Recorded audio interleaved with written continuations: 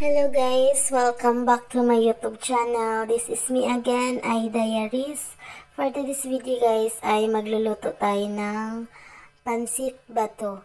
First time ko magluto nito guys. Ito yung ating pansit na bato. Galing pa to guys ng Bicol, dala ng bayaw ko. Matigas daw guys itong pansit na bato, kaya inuna ko na yan siya sa pagluto bago ako magayat ng mga gulay na isasahog natin dito sa ating pansit bato.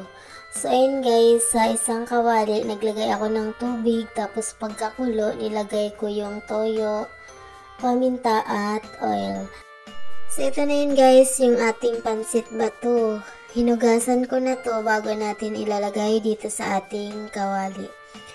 So ayun guys, late ko na na-realize na madami pala itong pansit na batong ito. Nilahat ko siya guys, binasa ko na siya kaya hindi ko na siya pwedeng hindi lahat lutuin. So ayun guys, yung ating sahog hindi ko alam kung magkakasya ba yun or mag-finding sahog tayo dahil napakarami nito guys. Tingnan mo, hindi na magkasya sa kawali yung kung isasama natin yung mga gulay. Kaya nanghiram ako ng kawali sa aking kapatid guys kasi hindi na magkasya. So ito yung isahog natin guys. Meron tayong baboy. At yung gulay po na ilalagay natin ay carrots, bagyo beans at repolyo. Itong repolyo guys, ay binabad ko yan siya sa tubig na may asin. Ito naman po yung ating spices. Meron tayong sibuyas, bawang at bell pepper. So sa isang kawali guys, magpapainit tayo ng mantika. Pag okay na po, ilalagay natin yung ating sibuyas. Tapos, isunod naman natin dyan yung bawang. So, kailangan natin guys na papula-pulahin natin yan or until mag golden brown para lalabas yung aroma o amoy ng bawang at sibuyas. So, pag okay na guys, isunod na natin dyan yung ating baboy. Ito pala guys yung ating pansit bato.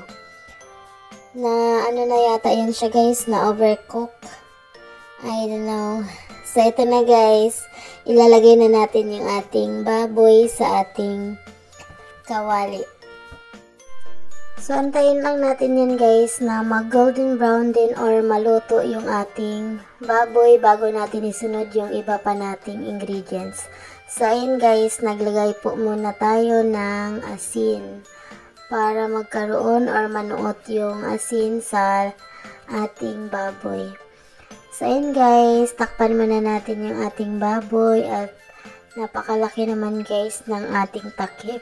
So ayan guys, pag medyo brown na yung ating baboy at naluto na, ilalagay na natin yung ating bagyo beans. Tapos isunod naman natin dyan guys yung ating carrots pag medyo malambot na yung ating bagyo beans.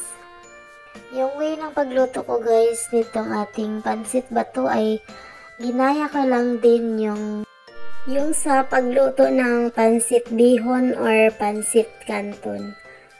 Parehas lang naman yan sila guys, mga pansit, basta maluto okay na yan. Pwede na yan. So ayun guys, naglagay din tayo ng toyo pagkatapos natin ilagay yung ating carrots. At yung pinaglagyan ng toyo, nilagyan ko yun siya guys ng tubig at yun na din ang ginawa kong pangsabaw. So pagkatapos nun guys, nilagay ko na rin yung ating repolyo. Mabilis lang naman guys yung pagluto nitong ating pansit na bato. Kasi mabilis lang naman lutuin yung ating gulay. So ayun guys, pagkatapos nyan, ilalagay na natin yung ating pampalasa. Ito nga pala guys yung ginawa kong pampalasa, yung Ajinomoto or Vitsin. So ayun guys, pagkaluto ng gulay, saka ko naman nilagay yung bell pepper. Di ko na pala na videohan guys yung paghalo ko ng pansit bato sa ating gulay kasi wala tayong videographer. Nahirapan tayo sa kalisod guys. So ayan guys, luto ng ating pansit bato. Naglagay ako dito sa plato guys, bali 3 peraso ito kasi mamahagi tayo sa ating mga neighborhood, mga kamag-anakan dito sa malapit guys, kasi napakarami yung naluto ko. Hindi namin maubos yun kung kami lang, kasi hindi naman mahilig yung asawa ko nito. Konti lang kinakain niya, tapos si Blake konti lang din, si Aliana konti lang din. So ayan, ihatid ko na to guys. So ito na guys, sa lahat ng mga gutom, let's eat. Kainan na guys. So, pagpasensya niyo na guys yung aking background. Nasa higaan ako guys, merienda on bed. Inabutan na ng antok si Aliana guys, kaya dinala ko na lang dito sa aming higaan yung aking pagkain, at nung natulog na, saka naman ako kumain. So yun guys, hanggang dito na lang po yung video natin for today.